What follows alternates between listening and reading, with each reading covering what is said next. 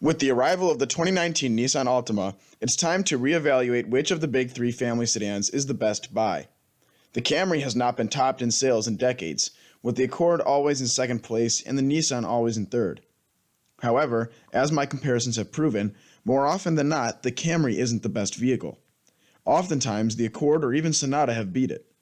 The Camry and Accord were new for the 2018 model year, and the Altima is brand new, so none of these cars are even halfway through their product cycles yet. This should make for a good, particularly fair comparison. Before we begin, note that I use specific trims of each vehicle for the comparison, but I will show more than one trim on screen for variety's sake. Furthermore, I evaluate each area of competition on a scale from 1 to 10 at the end of the video to objectively rank each vehicle. The 2019 Toyota Camry XLE starts at $28,925. Standard features on the exterior of the Camry are LED headlights, tail lights, and daytime running lights. Also included are heated outside mirrors, door handles with a touch sensor lock or unlock feature, and 18-inch wheels. In the interior, the Camry houses dual-zone climate control, wireless smartphone charging, and a 7-inch information display in the gauge cluster. Front passengers live with luxurious leather-trimmed heated seats that are power-adjustable 8 ways for both chairs. The steering wheel is also leather and has the car's Bluetooth and cruise control buttons. The XLE has a wood grain interior, an auto-dimming rearview mirror, and an anti-lockout feature. The smart key system works on the front doors and the trunk, and the vehicle has push-button start. The main piece of technology in the interior is the 8-inch touchscreen in the dashboard that houses Toyota's Infotainment System. It has Apple CarPlay Standard, as well as a subscription to Sirius XM radio. The Toyota has a HomeLink transceiver for your garage door and Wi-Fi that's limited to 2 GB in the 6-month trial, which is, of course, renewable. The 2019 Camry is packed with active safety features to help the driver be as safe as possible, such as lane departure alert with steering assist, dynamic radar cruise control, a blind spot monitor with rear cross-traffic alert, and a pre-collision system with pedestrian detection. The 2019 Honda Accord EXL starts at a slightly more expensive $30,120. Exterior features that are standard on this trim are LED brake lights, fog lights, and daytime running lights, heated mirrors with turn signal indicators, and smart entry with walk-away and auto lock. The Honda also has a power moonroof and 17-inch wheels. Moving to the inside of the car, we see a similar dual-zone climate control system, push-button start, leather steering wheel and shift knob, an auto-dimming rearview mirror, and HomeLink. Leather heated front seats are 12-way power adjustable for the driver and 4-way power adjustable for the passenger. The driver's seat has 2 memory programmable functions. In the center console is an 8-inch display with Bluetooth, Apple CarPlay, Android Auto, Honda Link, Sirius XM, and a 450-watt audio system with 10 speakers and a subwoofer. It's worth noting that the Camry has a more standard 6 speakers. Active safety features on the Accord are lane keeping assist with Honda sensing, adaptive cruise control with low-speed follow, a traffic sign recognition system, collision mitigation braking, road departure mitigation, forward collision warning, and a blind spot information system with a cross-traffic monitor. The Nissan Altima SL is brand new for 2019 and comes with a base price of $29,840. Exterior features include 17-inch wheels, LED headlights and fog lights, heated outside mirrors with turn signal indicators, and a power moonroof. The Nissan comes appointed with dual-zone climate control, remote engine start with intelligent climate control, and HomeLink. The Altima also has a smart key with push-button start. The seats are 8-way power adjustable for the driver and 4-way for the passenger. The fronts are heated, and all seats, as well as the steering wheel and shift knob, are leather-wrapped. Interior trim in this version is wood, similar to the Toyota. The Infotainment System touchscreen in the Altima is 8 inches like in the other two, but it also has navigation with voice recognition. Sirius XM, Apple CarPlay, Android Auto, and Bluetooth round out the standard technology services. The Altima SL has a premium audio system from Bose with 9 speakers.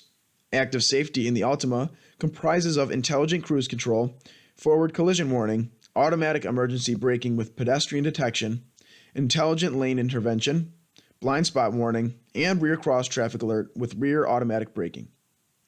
Nissan has developed a few of their own unique safety features called ProPilot and Intelligent Driver Alertness. ProPilot comes in different forms in other manufacturers, but basically it slows down or speeds up the Altima to match the traffic ahead of you in a form of autopilot. It is especially useful in stop-and-go traffic. The driver alertness system monitors steering wheel inputs from the driver to make sure the driver is staying alert and awake, and if they aren't, it will chime at them to wake them up or pressure them to take a break. Of course, for people that would rather fall asleep and wreck into a tree, the system can be turned off. The 2019 Toyota Camry is a top safety pick plus from the IIHS, getting good in every category and superior in front crash prevention. The 2019 Honda Accord is a top safety pick and gets the same ratings as the Camry in every category except headlights, where it got acceptable, preventing it from getting the plus designation. The 2019 Altima has not yet been rated by IIHS at the time of this video, but the 2018 model received a top safety pick rating and got good ratings everywhere except headlights, where it matched the Honda, and child seat anchors, where it got marginal. Typically, newer models don't perform worse than previous ones, so I'll give the Nissan the benefit of the doubt and rank it the same as the Honda. If it receives even better rankings than I am predicting, I will make a note of that in the comments section and description as soon as the ratings are available. The Toyota uses the familiar company 2.5-liter four-cylinder. It received an update in 2018 and is now rated at 203 horsepower and 184 pound-feet of torque. The transmission was also updated with the launch of the new Camry, and Toyota dropped the antiquated 6-speed for a new 8-speed slush box. The Honda has a smaller 1.5-liter inline four-cylinder that compensates for its smaller size with a turbocharger. It's rated at 192 horsepower and 192 pound-feet of torque. In the interest of fuel economy, the Honda uses a continuously variable transmission, or CVT. These transmissions have no actual gears and are instead constantly shifting RPM instead of upshifting or downshifting. The Nissan also uses a CVT, so it's interesting to see Toyota sticking with a more traditional automatic. Companies have increasingly been switching over to CVTs in the name of fuel economy, so we'll see later if the engine and transmission combination in the Camry will hamper its performance relative to the Nissan and Honda. Anyway, the CVT in the Altima is connected to a basic 2.5-liter four-cylinder like the Camry, but it's rated at 188 horsepower and 182 pound-feet of torque. These engines aren't the most powerful or the most fun, but let's see how they'll do in acceleration tests. The 2019 Camry hits 60 miles per hour in 7.6 seconds, while the Accord manages 7.3. The 2019 Altima is expected to be right in the middle of those times at about 7.5 seconds. The Camry, with its 8-speed automatic, gets a very good 28 miles per gallon in the city and 39 on the highway. The Accord tops the Camry in the city by 2 mpg at 30, but loses 1 on the highway at 38. The Altima matches the Camry's ratings exactly. Apparently, Toyota was able to stick with a larger engine and traditional automatic, but still remain competitive. It used to be that the Camry was the homeliest of the group, but with the 2018 update, the styling actually got, dare I say it, attractive. The Accord is still my favorite of the group, and the car genuinely looks good, much better than the previous generation. The Altima is also much better looking than the previous generation. I like all three, but I guess I still have to rank the Camry last, even though it's actually attractive. I like all three, but I guess I still have to rank the Camry last, even though it's actually good looking. The Altima has a cookie-cutter rear end that's surprisingly striking, but it's sort of unoriginal. Some Lexus, Kia, and the previous generation Toyota Avalon all have extremely similar rear ends, though I do think Nissan did the design the best. On the interiors, the Altima has the cleanest design, followed by the Accord. The Camry isn't bad, but the weird darked-out shape in the center stack doesn't really flow well. I think the steering wheel looks dated, and I don't think it's changed much from the 2012 Camry. The Nissan's small center and svelte shape are much more attractive. I get my ratings from Consumer Reports, which has been testing each vehicle for years and has amassed an extensive database. The Toyota is, unsurprisingly, rated better than average, and the Honda gets average, which also isn't anything new. The Altima, however, matches the Camry's rating of better than average, which is unusual for most Nissans. Nissans of yore were plagued with reliability issues and were typically rated below average. In fact, I have seen countless mid-2000 era Nissans ready for the junkyard much faster than their owners anticipated.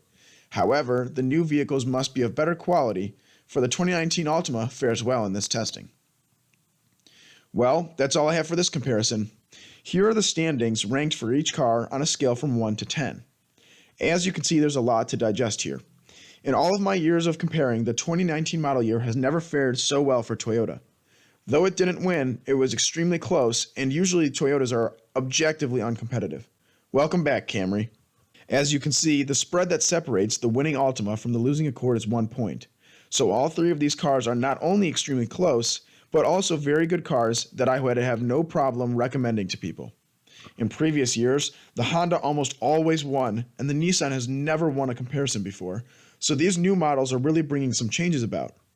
The Altima offered significantly better features than the other cars for a middling asking price, especially navigation, hence its value score. The asterisk next to the Altima's safety rating is a reminder that this is an estimate, and it could go up or down as soon as the IIHS rates it. Most likely, it will stay the same, but if it receives the Plus designation, it would gain a whole point for that category. I'll pin its rating in the comment section as soon as the IIHS tests it. The Accord wins overall styling, but loses big points in reliability because I assigned 2 points to every level up or down in Consumer Reports rankings. The Nissan beat the Camry by a half point, which can be chalked up to nothing, but it's a victory for Toyota and Nissan to even be competitive enough to beat the Accord. Tune in next year to see if Honda has a response.